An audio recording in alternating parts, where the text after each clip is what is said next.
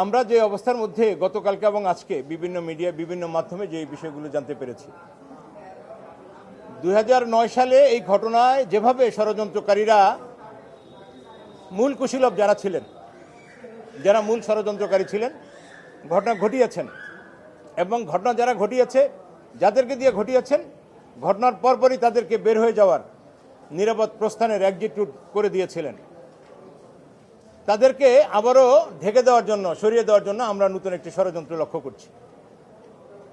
BDR পরিবারের পক্ষ থেকে আমাদের স্পষ্ট অবস্থান হচ্ছে এই, আগে যেমনটা করেছিল যে এই বিডিআরের মধ্যে একটা অংশকে বলা হচ্ছে বিডিআর, আর একটা অংশে বলা হচ্ছে সেনা সদস্য। আমরা এই বিষয়টা পরিষ্কারভাবে বলছি, যিনি বিডিআরে অ্যাপয়েন্টমেন্ট পেয়েছেন তিনি বিডিআর সদস্য। যেদিন এই হত্যাযজ্ঞ ঘটেছে, যে অফিসাররা, সেনা অফিসার সহ যে 74 জন নৃশংসভাবে খুন হয়েছেন, যারা সেনা অফিসার ছিলেন এদের সকলেরই বিডিআরের পোশাক পরিধান ছিল, এরা বিডিআর পার্সোনাল ছিলেন। সো আমরা প্রথমে যে কথাটি বলতে চাই সেটা হলো দ্বিধা বিভক্তির কোনো সুযোগ নেই। এখানে যারা নিহত হয়েছেন, যারা আহত হয়েছেন, এরা সবাই বিডিআর পরিবার, সবাই বিডিআর সদস্য এবং আজকের তদন্ত কমিশনের মূল আওতা হচ্ছে সেটা। সেখানে আজকে আমরা দেখছি যে ডিভাইড অ্যান্ড রুল পলিসি চলছে। আমরা এই বিষয়টায় সকল দায়িত্বশীল মহলকে বিডিআরের এই কঠিনতম সময়ে, যখন আমরা 5ই আগস্টের পরে একটি ন্যায় বিচারের প্রত্যাশা করছি, সেই সময় ন্যায় বিচারকে বিঘ্নিত করার জন্য নানানভাবে ষড়যন্ত্র করা হচ্ছে।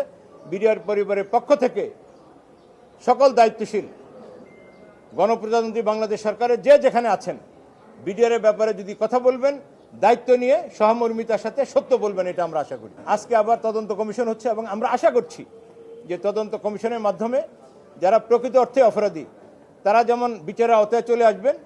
এখানেও যদি এই 850 জন আসামির মধ্যে যদি কেউ ঘটনার সাথে তদন্ত কমিশনে যাদের নাম চলে আসে, দে উইল ফেস ট্রায়াল, তারাও বিচার করবে। আমরা কাউকে মনে করছি না তদন্ত কমিশনের রিপোর্টের আগে কোনো অযাচিত মন্তব্যের মাধ্যমে তদন্ত কমিশনকে প্রভাবিত করা, অথবা যে বিচার প্রক্রিয়া এখন চলছে এই বিচার প্রক্রিয়া অযাচিত হস্তক্ষেপ তারা করবেন না। দায়িত্বশীল অবস্থান থেকে এইটা বিডিআর পরিবারের পক্ষ থেকে এই মামলার সাথে সংশ্লিষ্ট একজন আইনজীবী হিসেবে আমাদের গোটা জাতির মাধ্যমে সংশ্লিষ্ট ব্যক্তিদের কাছে এই দাবিটি থাকবে।